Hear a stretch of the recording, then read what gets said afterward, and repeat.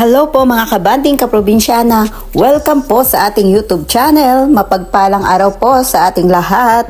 For today's video po, ang ibabahagi ko po sa inyo ay ang kahalagahan po ng pagkakaroon o pagbibigay ng bitamina para sa ating mga alagang biik. Pagkasilang po nitong ating mga biik ay after 3 days po ay binigyan na po sila ng bakuna. At dahil 1 month na po sila sa amin, mula po nung aming nabili, bibigyan po namin sila ngayon ng vitamins. Napaka-importante po na sa unang buwan pa lamang ng ating mga biik ay mabigyan agad sila ng bitamina upang makakuha agad sila ng sapat na nutrisyon at suplementasyon upang magkaroon ng matibay na katawan, panlaban sa mga sakit at maiwasan ang kakulangan sa bitamina or vitamins deficiency. Ang atin pong ibinibigay na vitamins po para sa ating mga biik sa ngayon ay Bellamil.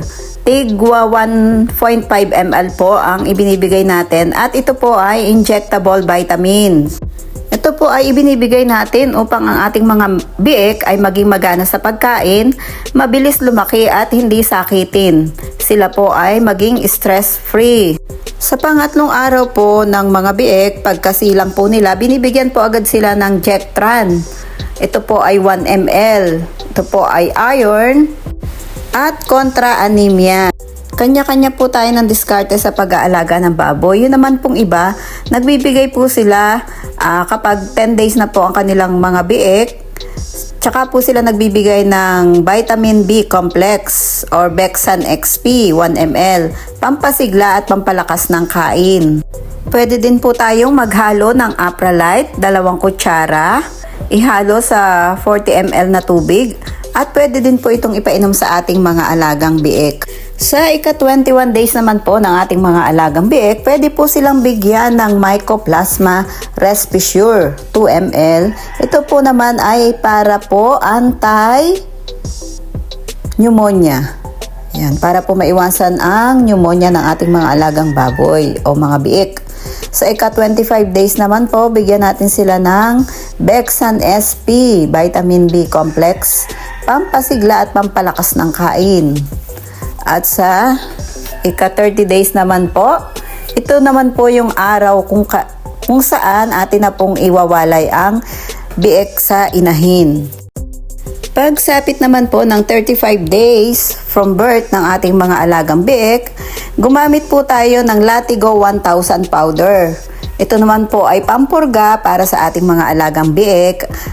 Pwede po itong tunawin sa tubig or ihalo po natin sa feeds. Isang paraan pa po ng pagpupurga ng ating mga biik, pwede po tayong mag-inject ng ivermectin 0.1 ml kada 2 kilong timbang ng ating mga biik. May mga pagkakataon po na ma-stress ang mga biik sa unang araw na sila ay mawalay sa kanilang mommy pig. Sanhi kung bakit sila ay maaaring magtae.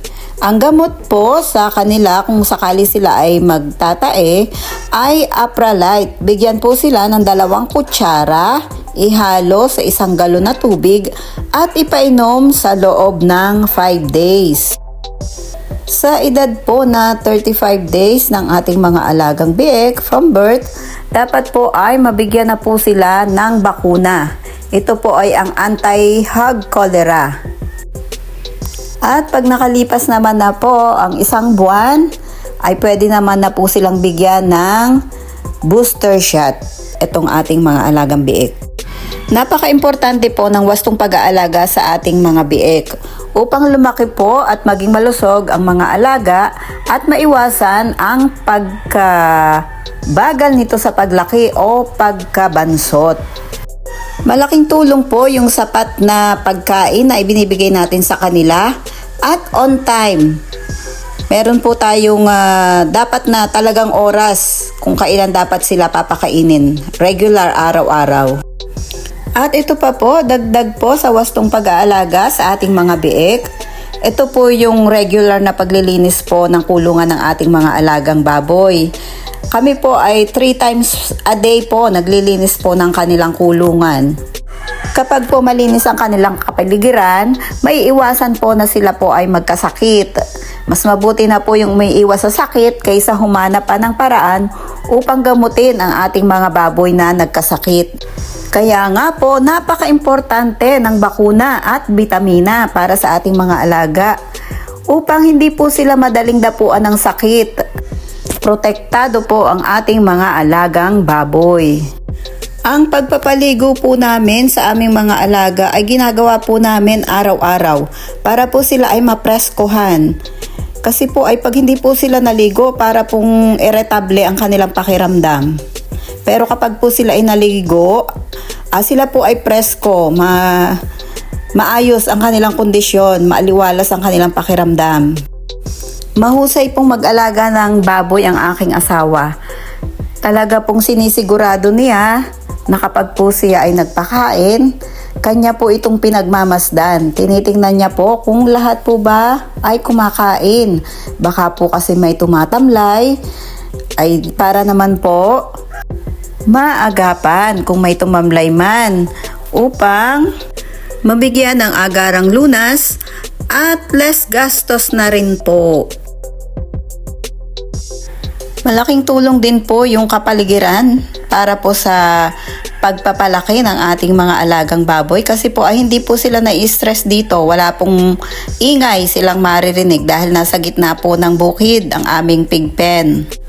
Ayan po, may tanim po na pipino sa tabi po ng aming pig pen. Siya po ay si Jeff. Siya po yung may tanim ng pipino dito po sa tabi po ng aming pig pen. At everyday po, lagi po kaming binibigyan niya ng pipino. Ayan po, fresh na fresh. Napakarami po niyang bunga, araw-araw pumipitas po ng pipino. Lagi po kaming may libreng pipino. Salamat, Jeff. Ito po yung ating pig pen. Ayan po, kung mapapansin niyo po, may bago po kaming pinapagawa dito na kulungan pa din po kasi po medyo kulang po ng kulungan ang aming mga alaga. At doon naman po sa banda dako doon, may mga tanim naman po doon na mais. Mais naman po ang katabi namin na mga itinanim po nila. Kapalit naman po noong mga talong dati ang tanim diyan. Mga kabanding kaprobinsyana, maraming salamat po sa patuloy na pagsubaybay sa aming munting channel. Salamat po sa mga suporta po na ibinibigay po ninyo sa amin. Ayan po, sa mga baguhan po na nag-aalaga ng baboy, nawa po ay nakapagbahagi ako sa inyo ng kaunting kaalaman. Maraming salamat po. Ang ibinahagi ko po sa inyo ay sarili po naming karanasan at yun naman pong iba ay share din po ng ibang mga nag-aalaga ng baboy sa amin. Thank you for watching. Please don't forget to like, share, and subscribe. Thank you and God bless mga kabanding.